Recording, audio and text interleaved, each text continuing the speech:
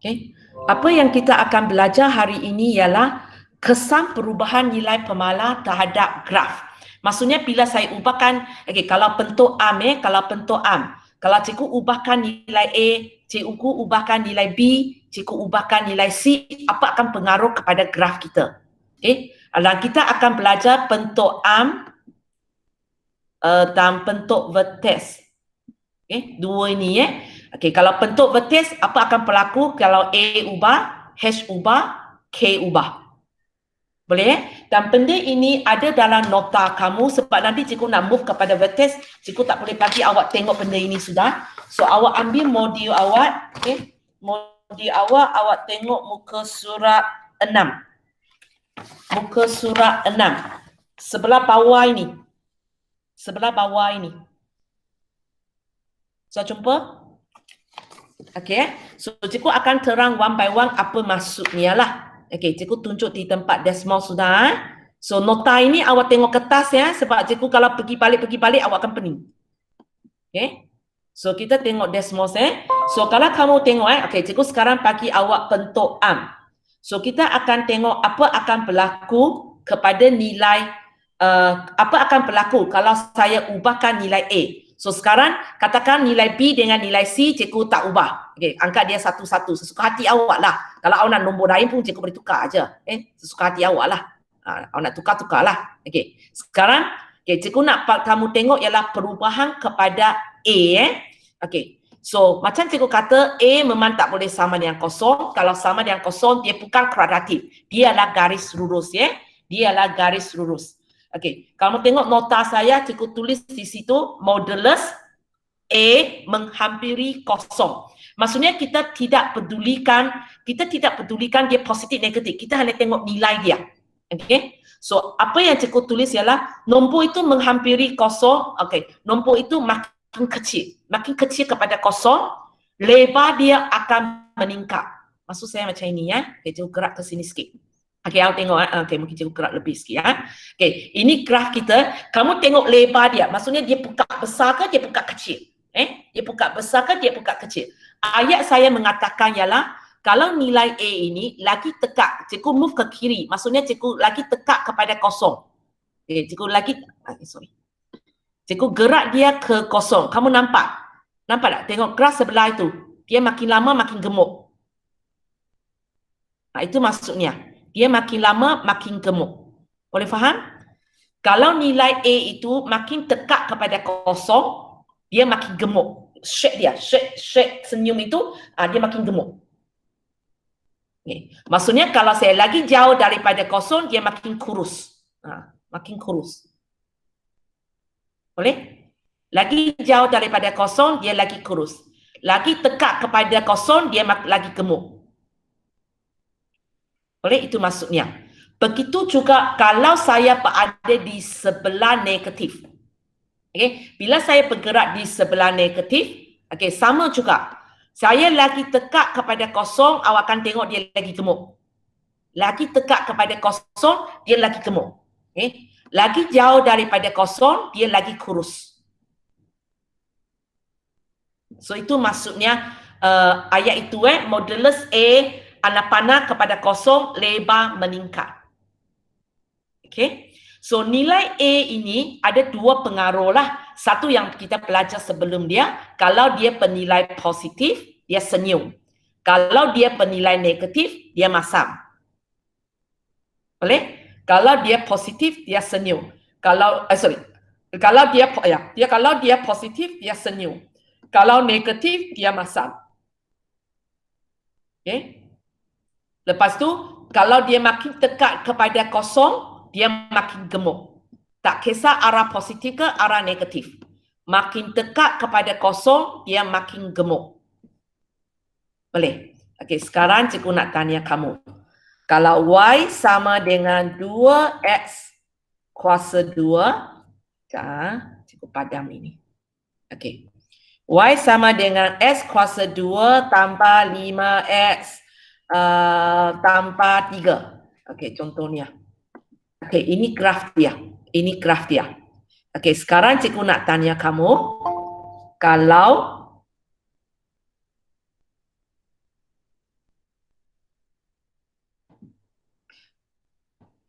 Kejap. X kuasa 2 tambah 5 X tambah 3. Dua graf ini graf warna hitam ini dengan yang cikgu perlu tunjukkan, kalau cikgu ubah 2 kepada negatif 2, apa yang awak tahu tentang graf ini? Apa pengaruh dia kepada graf ini?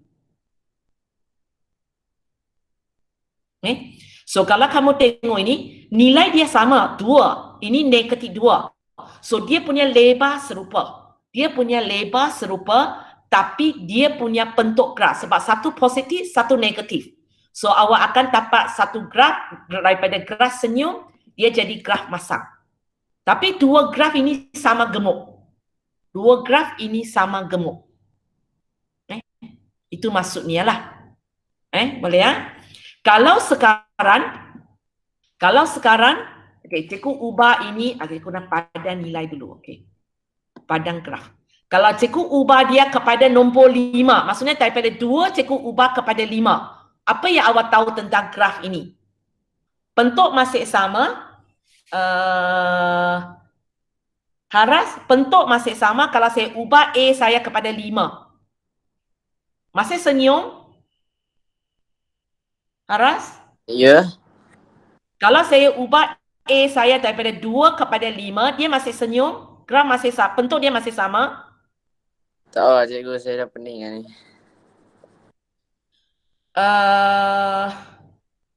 Atika Samsudin? Ya.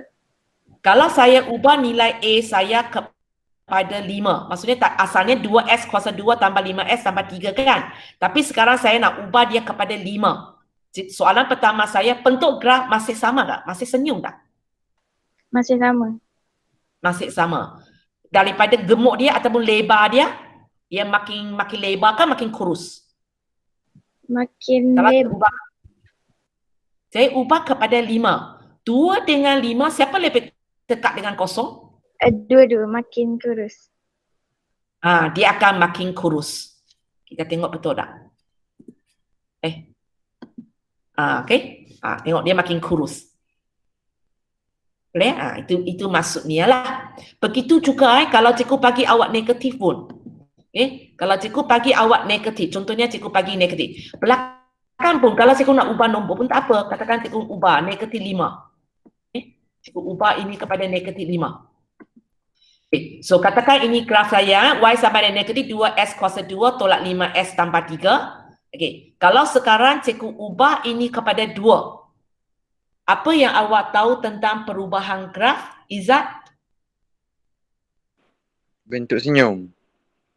Dia ubah daripada bentuk masam jadi bentuk senyum. Itu saja. Tapi lebar sama. Okay, kalau sekarang saya ubah dia kepada negatif 0.2. Negatif 0.2. Intan, apa akan pengaruh dia kepada graf kita? Bentuk dia ke? Tak tahu awak rasa? Bentuk ke? Lebar dia ke? Kalau bentuk dia masam. Masih masam, kalau tu bentuk tak ubah lah. Lebar dia? Lebar dia makin besar. Lebar dia makin besar. Jadi awak faham lah. Dia boleh cakap makin gemuk ataupun makin besar. Lebar dia makin besar sebab dia lagi dekat daripada kosong. Terlalu besar sampai tak nampak. Buat nombor besar sikit lah. Sebab terlalu besar. 1.2 cukup lah. Boleh nampak? Dia jadi besar. Tadi itu awak tak nampak sebab graf itu sangat gemuk sampai di sini tak muat untuk dia. Cikgu tukar kecil sikit lah. Asalkan dia lagi dekat kepada kosong, graf itu lagi gemuk. Tapi bentuk masih sama. Senyum tetap senyum, masam tetap masam. Okey. Kalau cikgu letak 0. Tak boleh bagi tengok graf. Okey, kalau cikgu bagi 1.8. Okey, kalau cikgu bagi 1.8, perubahan A dia, cikgu ubah kepada 1.8. Ilya, apa perubahan graf? Bentuk jadi senyum. bentuk jadi senyum. Lepas tu dia jadi gemuk. Ya, dua perubahan di situ Dia jadi senyum dan dia lebih gemuk sikit lah. Boleh? So itu pengaruh pada graf kita. Okey, sekarang kita pergi kepada pengaruh B Pengaruh B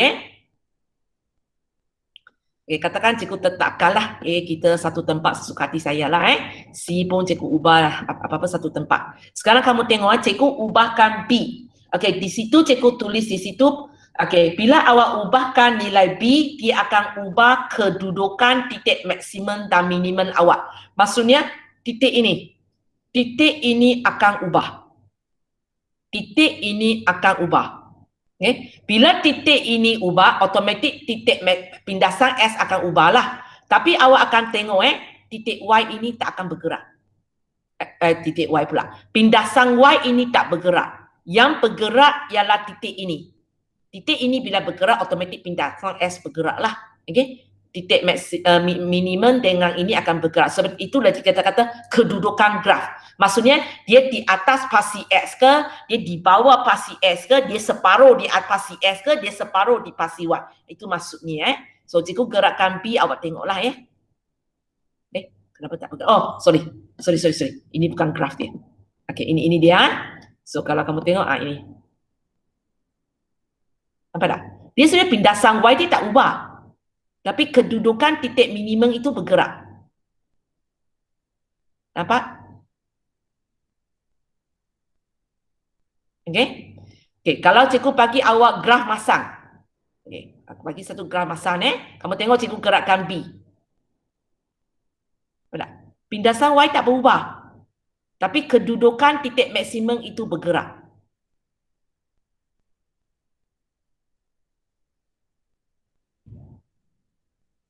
Boleh? Itu dia. So itu maksudnya nilai B mempengaruhi kedudukan titik maksimum minimum. Okey, nilai C. Cikgu tulis di situ pergerakan dia secara menekat. Maksudnya awak akan tengok graf itu dia bergerak atas bawah macam itu. Okey? Dan pindasan Y dia akan berubah. Okey? Awak tengok katakan ini graf dia. Kali ini cikgu ubah C. Awak nampak dia? Dia gerak ke atas, dia gerak ke bawah, dia gerak ke atas, dia gerak ke bawah.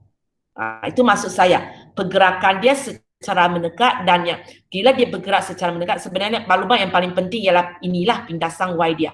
Kalau kamu waktu lakar graf awak ingatkan, nilai ini akan ikut 4.2, ikut dia 4.2 di sini. 4.2. Tak kisah kalau graf masam pun sama. Cikgu ubah kepada graf masam. Tengok bila cikgu ubah C, pergerakan dia ialah atas bawah. Nampak? Kalau cikgu ubah B, awak akan tengok pindasan Y tak bergerak. Tapi graf itu macam itu jalan. Tengok. Ini cara pergerakan dia. So itu tentang nilai B dan nilai C lah. Apakah pengaruh dia kepada bentuk graf? Sebenarnya kalau kamu tanya cikgu dalam exam soalan ini macam mana nak uji awak, cikgu sebenarnya pun tak tahu sebab ini sukatan baru. Dan hanya kena tunggu abang kakak kamu tahun ini 3 kata 5 masuk exam, baru cikgu tahu soalan bentuk ini macam mana keadaan dia. So macam mana keadaan dia. Tapi cikgu cuba buat sikit latihan untuk kamu ialah suruh kamu ramalkan bentuk graf sajalah. Ramalkan bentuk graf sahaja. Okey, sekarang kita pergi kepada bentuk vertex So kalau bentuk vertex yang cikgu bagi bukan macam inilah. Cikgu bagi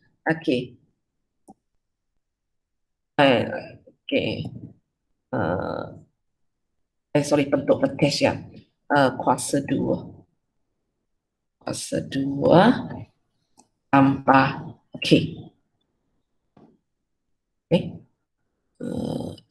ini tak ada lah. B tak ada, C tak ada.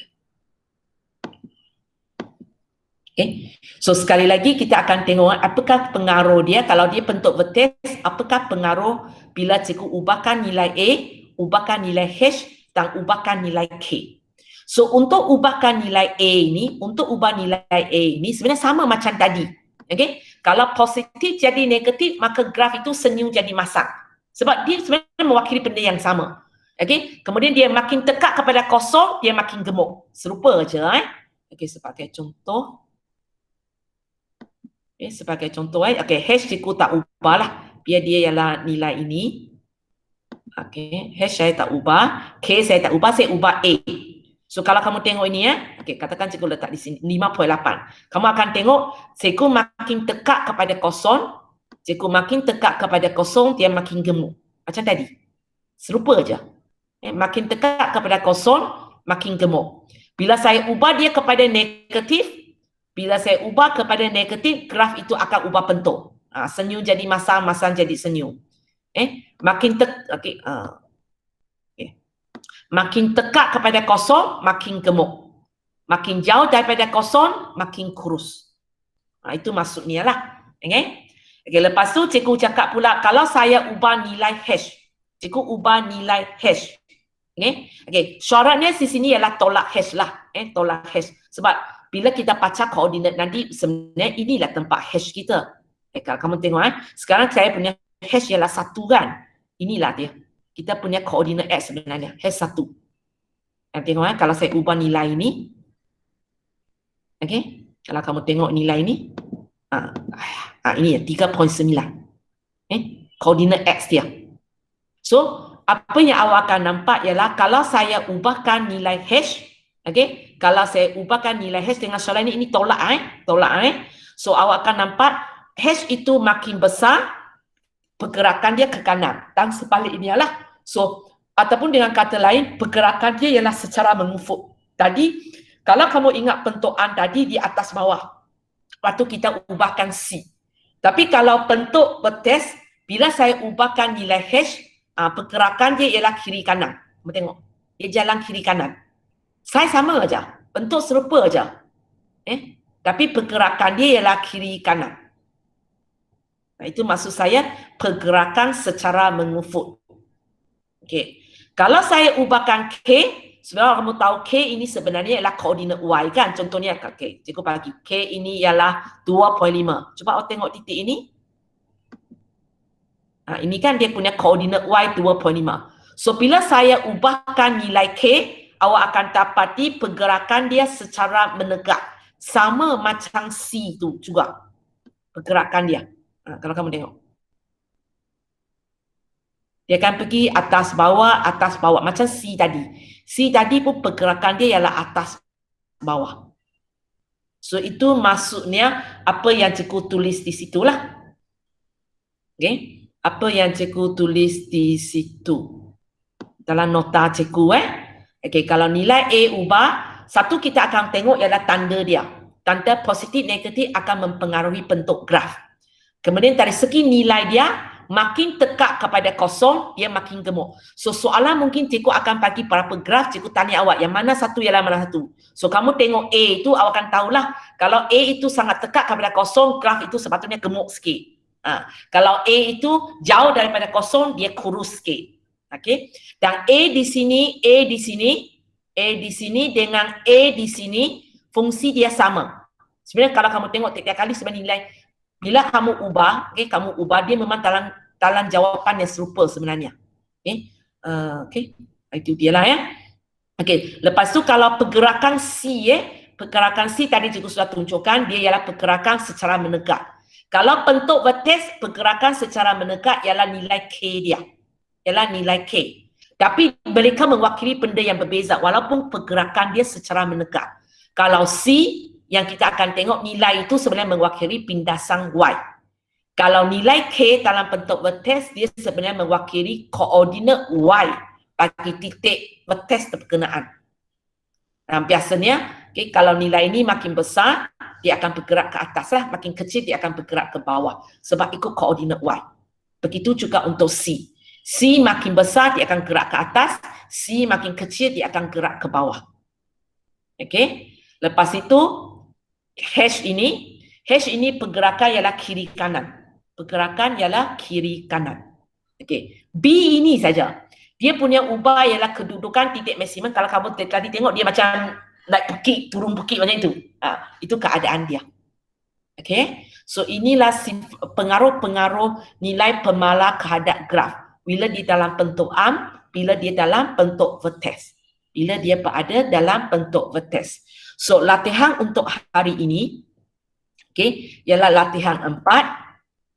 Okay, latihan 4. Okay, soalan 8, 9, 10, 11, 12, 13, 14, 15, 16, 17. Okay, maksudnya habiskan latihan inilah, latihan 4. So kamu buat soalan 8 sampai soalan 13. Okay, dan untuk hantar jawapan, kejap cikgu tutup record dulu .